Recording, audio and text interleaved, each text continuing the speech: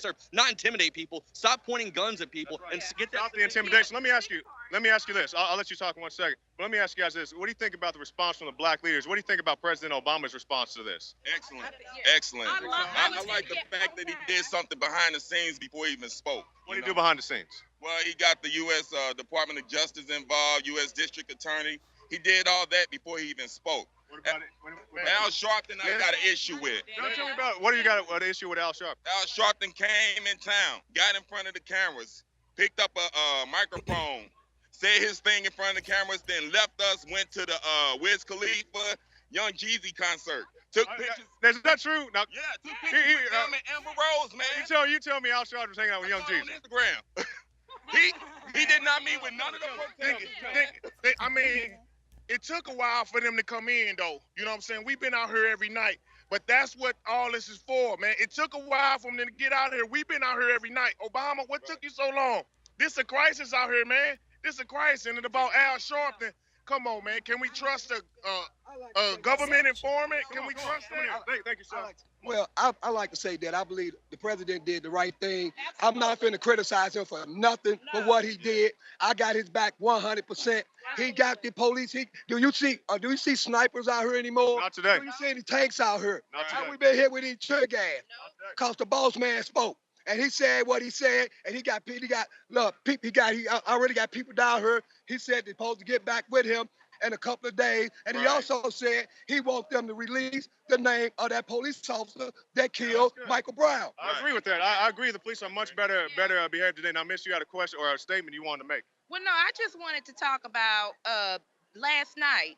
When they bombed everybody and shot at everybody, there were babies out there. That's what people are missing and forgetting. There are little children out there, 4, 5, 6, 7, 8 years old, and the police knew that. They were out there, they were out in front, and they're shooting and they're throwing tear gas at the children. That's the problem that I have with the police. We don't know what was in there. I got hit by some tear gas. This morning, I woke up this morning. I was an hour late for work because I woke up and I was completely dizzy. So he's right. We don't know what they had in those, all that smoke that was going up. Someone else I talked to woke up, who was out there, woke up sick this morning. How many other countless people? However, I want to make the point. As much as they bomb us, as much as they shoot at us, it's not going to stop us. It's going to make us more determined than ever to get out here and get justice, because there's a very serious situation going on here, and we will no longer be intimidated by the police brutality. Now, was anybody here hit with a rubber bullet? No. Was anybody here gas? You a gas? You a gas? When I got hit with the gas, I didn't know what happened. I immediately got dizzy. My eyes were burning. He's dragging me. We're running, and I'm trying to still record and film it because I wanted to show what was going on. Right. And when I got home, I took Benadryl. I take this stuff called silver and social media. Y'all know what I'm talking about. I know about the silver. I took some silver drops, and I went to bed, and I woke up, and I still have a headache. So I want one of those canister personally. If anybody got one, get it to me, and I'll pay for a laboratory to go ahead, an independent laboratory to test it to see what chemicals were in there, because you don't know what was in that stuff. I may take that Pepsi Sounds. We got a canister of it, and you can get you some silver, the silver bullet, at INFOWARSshop.com. Anybody else got a comment? Come on. I just like to say that this has been a ongoing process. Nixon today, I listened to him give his commentary earlier, and what he was saying, he pretty much tried to downplay the fact that the situation that has been going on in St. Louis all this entire time. The reason why I brought myself down here today, I was trying to be calm with, it was so much going on, and I decided to come down here today because it dawned on me, like, St. Louis City, and I'm like, as in Moline Acres, as in Delwood, as in Jennings, as in Ferguson, as in Olivet, you name it, St. Louis County, St. Louis County has been, like, consistently making revenue off of flagging and pulling over black people. Consistently, the same people that put the money into their neighborhoods or the same people that they're taking in. You go to court, like I heard a guy say earlier, he was the only white guy in court. Oh, I see it all the time. You go to Jennings. This is a predominantly black area, but white people pass through. Majority of it is traffic tickets, petty stuff, But it's like the whole entire court, you'll see 3 people, and I've been studying this ever since I paid attention to Ladue after their racial profiling case, I think back in the early 2000s. So this is an ongoing process. This is the filter of rage from like years and years and years and years and years and years. As long as I've been driving, That's You've 15 seen a lot of it. You've seen a lot of it. Now let me ask you this, and I'm gonna let you ladies go. I see a lot of people of all types of races here. We got black, we got white, we got Hispanic. How do you feel about the support you're getting from outside the African American? I don't expect anything but anything but what I've seen so far. Right. I mean, everybody isn't just idiots, Yeah. you know. So we got plenty of people here, and I interact with a lot of different people a lot of the time, and I see that there's a big difference between people on the ground and people somewhere else in like La La Land watching like Fox News or something. Right. It's totally different on the ground than what it is, and the people that no matter what race you are, that look just like me, feel the exact same way that I do about them, you know. So they'll ride for me just like I ride for them. So you guys all support everybody coming out here, all the colors. Well, it's about us all. We're all human beings. We're all God's children. We should all look out for each other no matter what race. It doesn't matter. So we're living in this earth together. We got to protect your children because they are the future. What are we going to have left if all our 17-year-old, 18-year-old kids are dead on the street with no future, no college? What are we going to do? So everybody should support St. Louis, but it happens every day. So we should support every city that they happen in and just keep pouring in support. We appreciate it. Thank you, ladies. And that's what it is. It's not about black. It's not about white. Thank you. It's not about young. It's not about old. People of all colors, races, ages come out here, and that's what it is. This is a community issue. It's not us versus them. Everybody wants to come together. Nobody wants to see any more police brutality. Nobody wants to see any more looters. Nobody wants to see any more restaurants or other establishments burned to the ground. Nobody wants that here. You know, maybe they had some dissenting issues in the past, but these people here, they're peaceful, and they want a peaceful resolution, David. Yeah, Jakari, I wanted to ask you quickly about the one of the people that you talked to said that there were some plainclothes people there. They called them, well, they didn't call them agent provocateurs, but it certainly sounded like they were, saying they were slipping into the crowd and doing things and then slipping back out. Did you see something like that? I personally have not seen anybody who I would call a provocateur, at least not an agent provocateur. You definitely have the hotheads who are out here being a little more rowdy than necessary, the people who throw the bottles and so forth. And I have heard the rumors there are some feds slipping in and out. I can't confirm that. I definitely would not be surprised if it was. And to answer your question, David, I would not be surprised if there were some professional provocateurs out here today. Leanne has a couple of questions for you. Go ahead, Leanne. Sure. Well, you're doing a great job out there, Jakari. Obviously, we saw the situation escalate so quickly. Sunday night, obviously, there was looting and things going on, but that ended Sunday. Then we have this heavy police force roll in. But really, what I've been seeing is that at least this community here is doing something. Like the girl there said, that this is just a filter of rage of years of this building up. At least they are standing up and doing something. We've had reports here where, some people reported that the DHS came in, raided their property, and stole their Land Rover because it didn't meet EPA standards. And they're like, oh, well, shucks, they just took our vehicle.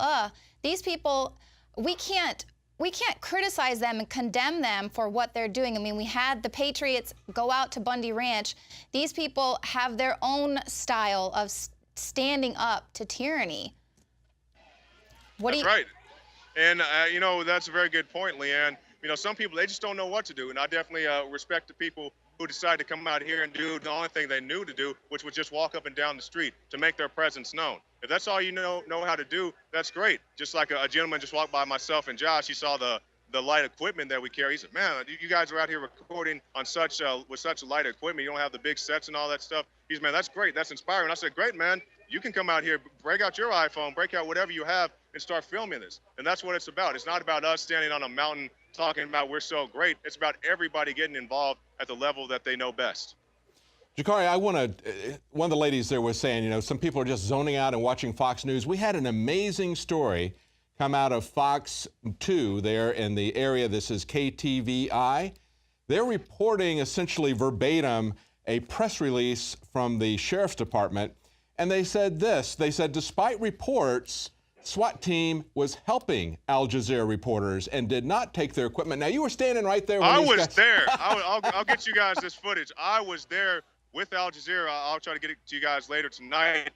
So I'm running down the street after they shoot the smoke, they shoot the flashbangs. I'm running down the street, and I see the bright lights of Al Jazeera. So I run over to where they are, and there's also, I think it was a local NBC truck was over there as well on the other side of the street. And I'm like, okay, they see the lights, they see the big camera and all this stuff. They see that it's a TV set, this is a TV broadcast. They're not going to mess with these guys. And I was like, okay, I'm at least safe for the moment. No, that is not the case. First, they start shooting rubber bullets past us, and they're like, are they shooting at us? I'm like, yes, they are shooting at you. And then I get behind their vehicle because I know what's coming next. And as soon as I step behind their vehicle, you see the guy lob the smoke grenade, blows up, and those guys take off running. I was right there when it happened. If by gassing them and shooting them with rubber bullets, the SWAT team was helping them, oh yes, they helped them a great deal, David Knight. Let me read you this press release from the Sheriff's Department that basically comprised the article from Fox News. I just read you the headlines. Let me read you what the Sheriff's Department said. They said, oh, please tell me.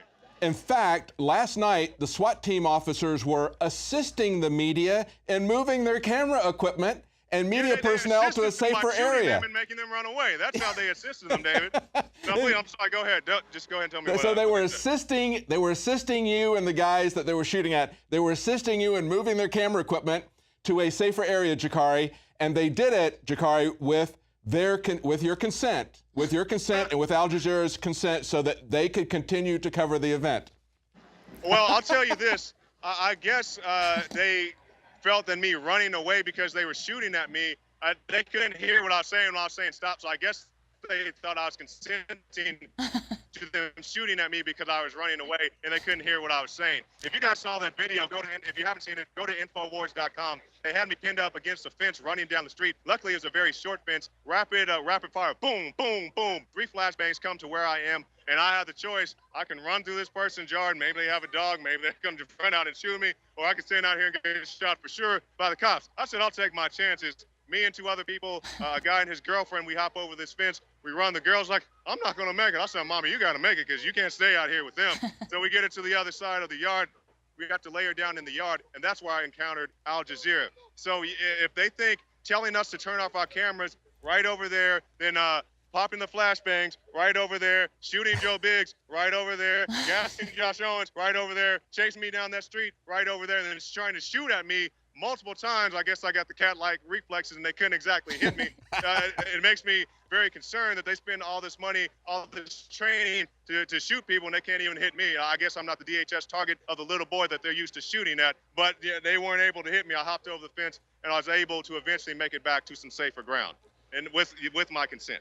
Well, Jakari, with your consent, they were moving you, they were just assisting you to move to a safer area. They were just kind of nudging you along with those rubber bullets and that tear gas. Let's talk about that. They talk about with my consent. They're pushing me down the street. I say, sir, can you please stop pushing me? You need to get out. You need to start walking. Sir, I'm walking. I'm walking. I'm not doing the slow walk. I'm walking at a normal, reasonable pace, but they just keep coming up. Multiple guys coming up, shoving me. Sir, what's your badge number? No response. Sir, what's your name? No response. Just like the cops I encountered at Austin that were at my neighbor's house, the SWAT team, nothing on their shirts, nothing on their sleeves. You have no way to identify these guys other than, filling out some type of public information request. And how long is that going to take? It's completely ridiculous. It's patently absurd. We can see the video footage. We can see what they're doing.